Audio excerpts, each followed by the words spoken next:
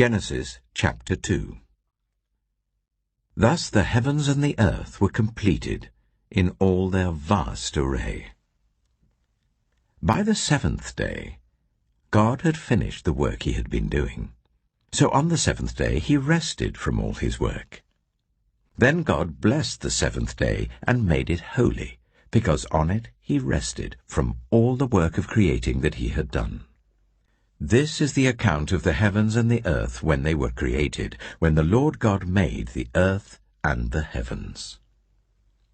Now no shrub had yet appeared on the earth, and no plant had yet sprung up. For the Lord God had not sent rain on the earth, and there was no one to work the ground. But streams came up from the earth and watered the whole surface of the ground. Then the Lord God formed a man from the dust of the ground, and breathed into his nostrils the breath of life. And the man became a living being. Now the Lord God had planted a garden in the east, in Eden, and there he put the man he had formed. The Lord God made all kinds of trees grow out of the ground, trees that were pleasing to the eye and good for food. In the middle of the garden were the tree of life and the tree of the knowledge of good and evil. A river watering the garden flowed from Eden. From there it was separated into 4 headwaters. The name of the first is the Pishon. It winds through the entire land of Havilah, where there is gold. The gold of that land is good. Aromatic resin and onyx are also there.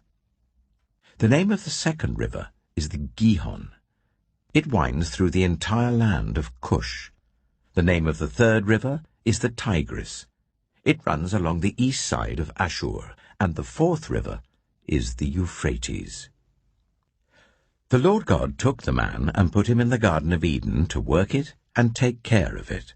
And the Lord God commanded the man, "You are free to eat from any tree in the garden, but you must not eat from the tree of the knowledge of good and evil, for when you eat from it, you will certainly die."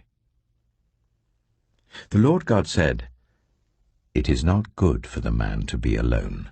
I will make a helper suitable for him." Now the Lord God had formed out of the ground all the wild animals and all the birds in the sky. He brought them to the man to see what he would name them, and whatever the man called each living creature, that was its name. So the man gave names to all the livestock, the birds in the sky, and all the wild animals. But for Adam no suitable helper was found.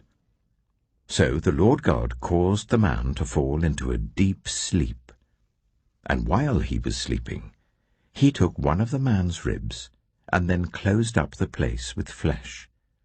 Then the Lord God made a woman from the rib he had taken out of the man, and he brought her to the man.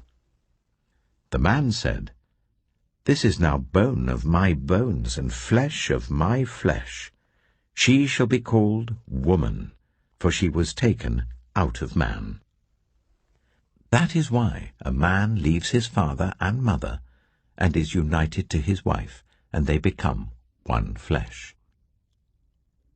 Adam and his wife were both naked, and they felt no shame.